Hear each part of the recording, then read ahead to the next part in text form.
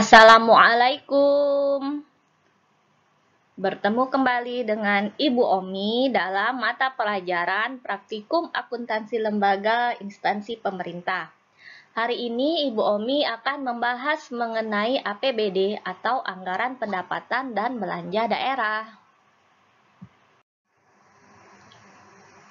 Penyelenggaraan pemerintah daerah ini didanai dari Anggaran Pendapatan dan Belanja Daerah atau APBD.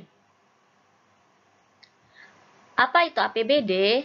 APBD adalah rencana keuangan tahunan pemerintah daerah yang dibahas dan disetujui bersama oleh pemerintah daerah dan DPRD dan ditetapkan dengan peraturan daerah. Nah, peraturan daerah adalah peraturan yang dibentuk oleh DPRD dengan persetujuan bersama kepala daerah.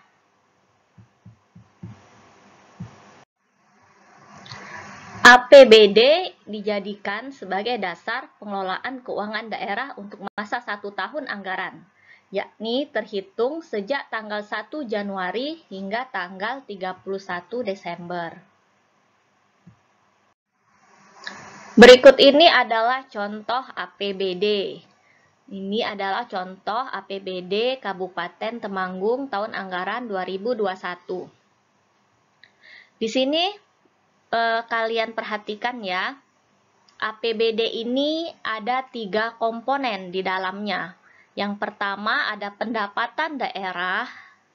Pendapatan daerah ini terbagi menjadi pendapatan asli daerah, pendapatan transfer, lain-lain pendapatan daerah yang sah. Kemudian komponen yang kedua ada belanja.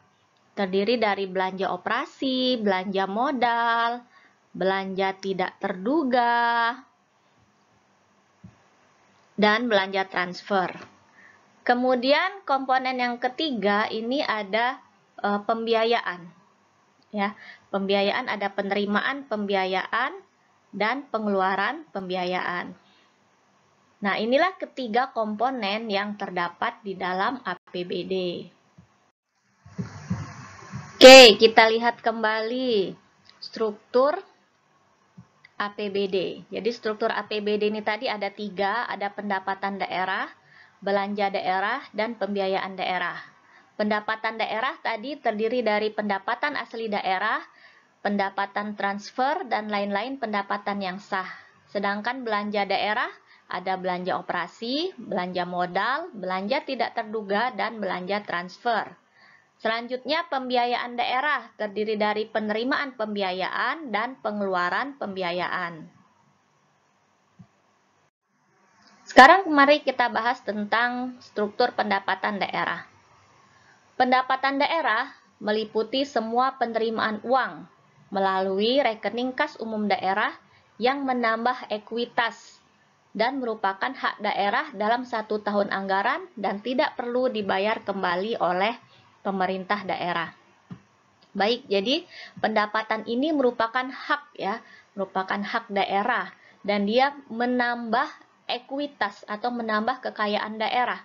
Jadi pendapatan ini menambah kekayaan daerah dan ketika sudah diperoleh pendapatan ini, daerah itu tidak perlu membayar kembali pendapatan yang sudah diterima ini karena sudah menjadi hak ya, sudah menjadi hak milik daerah.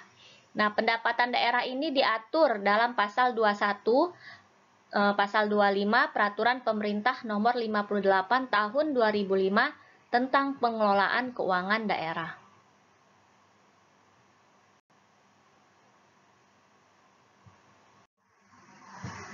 Klasifikasi pendapatan daerah, ini pendapatan daerah terdiri dari 3 jenis. Ada pendapatan asli daerah ya.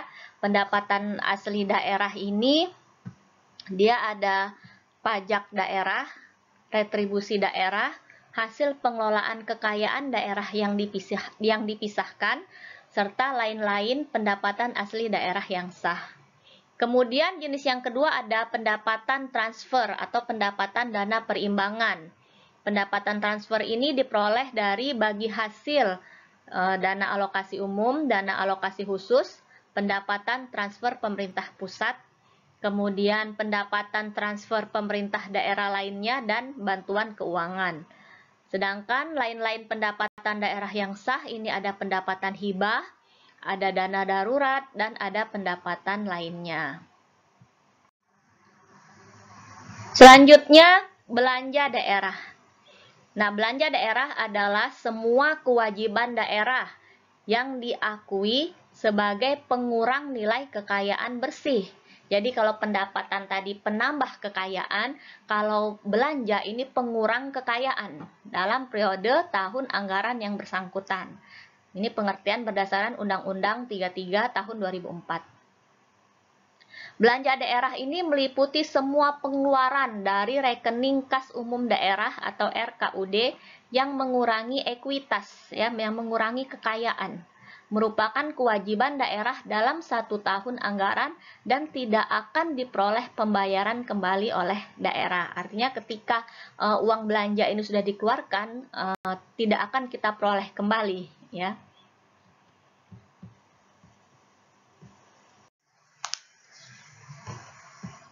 Oke, kita lanjutkan. Menurut PP atau Peraturan Pemerintah Nomor 12 Tahun 2019, belanja daerah ini terdiri atas belanja operasi. Ya, belanja operasi ini ada beberapa jenis ya, ada belanja pegawai, belanja barang dan jasa, belanja bunga, belanja subsidi, belanja hibah, dan belanja bantuan sosial. Apa itu belanja operasi? Nah, belanja operasi merupakan pengeluaran anggaran untuk kegiatan sehari-hari pemerintah daerah yang memberi manfaat jangka panjang. Oke, jenis belanja yang kedua, belanja modal. Belanja modal ini merupakan pengeluaran anggaran untuk perolehan aset tetap dan aset lainnya yang memberi manfaat lebih dari satu periode akuntansi. Ya. Selanjutnya, belanja tak terduga. Belanja tidak terduga merupakan pengeluaran anggaran atas beban APBD untuk keperluan darurat. Ya, jadi belanja tak terduga ini dikeluarkan untuk keperluan darurat ya, termasuk keperluan mendesak yang tidak dapat diprediksi sebelumnya. Yang terakhir, belanja transfer. Belanja transfer ini dirinci atas belanja bagi hasil dan belanja bantuan keuangan. Belanja transfer merupakan pengeluaran uang dari pemerintah daerah kepada pemerintah daerah lainnya atau dari pemerintah daerah kepada pemerintah desa. Ya, itu belanja transfer.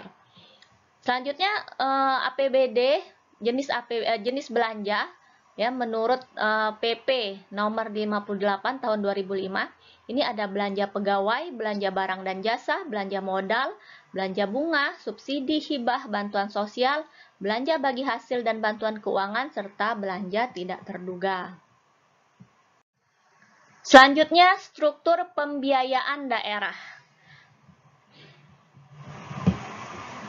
Berdasarkan Peraturan Pemerintah Nomor 71 Tahun 2010, PSAP Nomor 2 Paragraf 50 ya, pembiayaan ini didefinisikan sebagai seluruh transaksi keuangan pemerintah, baik penerimaan maupun pengeluaran yang perlu dibayar atau akan diterima kembali, yang dalam penganggaran pemerintah terutama dimaksudkan untuk menutup defisit dana atau memanfaatkan surplus anggaran. Transaksi pembiayaan ini terjadi pada tingkat PPKD. Oke, jadi pembiayaan ini ya ada dua, ada penerimaan pembiayaan atau pengeluaran pembiayaan. Nah, ketika ada transaksi penerimaan pembiayaan, ya, maka transaksi ini nanti perlu kita bayar kembali. Ya, jadi ketika kita menerima dana, maka dana ini akan kita bayar kembali. Maupun pengeluaran pembiayaan ya, ketika kita mengeluarkan dana ya, pengeluaran pembiayaan ini, maka nanti dana itu akan kita terima kembali. Ya, itu maksudnya. Oke, kemudian penerimaan maupun pengeluaran pembiayaan ini ditujukan untuk menutup defisit ya, atau memanfaatkan surplus. Apa itu defisit anggaran? Defisit anggaran itu ketika pendapatan pemerintah lebih kecil daripada belanjanya. Ya, jadi pendapatannya lebih kecil daripada belanja yang dikeluarkan, sehingga pemerintah mengalami defisit anggaran. Ya, nah untuk menutup defisit ini, maka diadakanlah penerimaan pembiayaan. Ya, nah sebaliknya ketika pemerintah mengalami surplus anggaran ini maksudnya pendapatan lebih besar daripada belanjanya. Ya, jadi pendapatan yang diperoleh lebih besar dari pengeluaran yang atau belanja yang dikeluarkan, sehingga terjadi surplus. Nah, ketika terjadi surplus berarti ada kelebihan anggaran. Nah, kelebihan anggaran ini akan dimanfaatkan untuk pembiayaan, ya, untuk pengeluaran pembiayaan, ya. Nah, pengeluaran pembiayaan ini nanti ketika pemerintah melakukan transaksi pengeluaran pembiayaan akan ada imbalan yang diperoleh oleh pemerintah, ya. Oke, untuk lebih jelasnya, nih penerimaan pembiayaan ini meliputi sisa lebih perhitungan anggaran daerah, penerimaan pinjaman daerah. Jadi ketika mengalami defisit, maka pemerintah daerah akan meminjam, ya, untuk menutupi defisit tadi. Kemudian dana cadangan daerah. Ya, dana cadangan daerah ini juga bisa digunakan untuk menutup defisit. Hasil penjualan kekayaan daerah yang dipisahkan. Kemudian penerimaan kembali pemberian pinjaman. Nah, pengeluaran pembiayaan ini tadi tujuannya untuk memanfaatkan surplus anggaran, ya. Jadi ketika anggaran pemerintah itu mengalami surplus atau kelebihan, maka kelebihan ini akan bisa digunakan untuk pengeluaran pembiayaan. Yang pertama, untuk pembentukan dana cadangan. Jadi kelebihan ini akan dialokasikan untuk membentuk dana cadangan pemerintah. Yang kedua, bisa digunakan juga untuk penyertaan modal pemerintah daerah. Ya, tentu saja ketika pemerintah daerah menyertakan modalnya, misalnya ke BUMD, Badan Usaha Milik Daerah, dia akan mendapatkan bagi hasil dari pendapatan BUMD tersebut, ya, sehingga nanti akan menambah kekayaan pemerintah.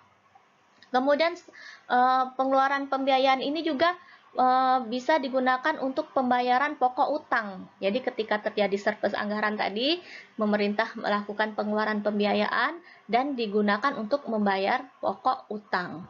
Atau surplus ini juga tadi bisa digunakan untuk memberikan pinjaman. Ya.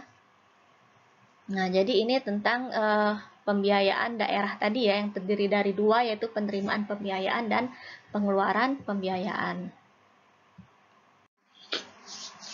Oke, baiklah, itu saja penjelasan Ibu Omi hari ini mengenai APBD. Semoga kalian bisa memahami apa yang Ibu sampaikan. Terima kasih atas perhatiannya. Assalamualaikum warahmatullahi wabarakatuh.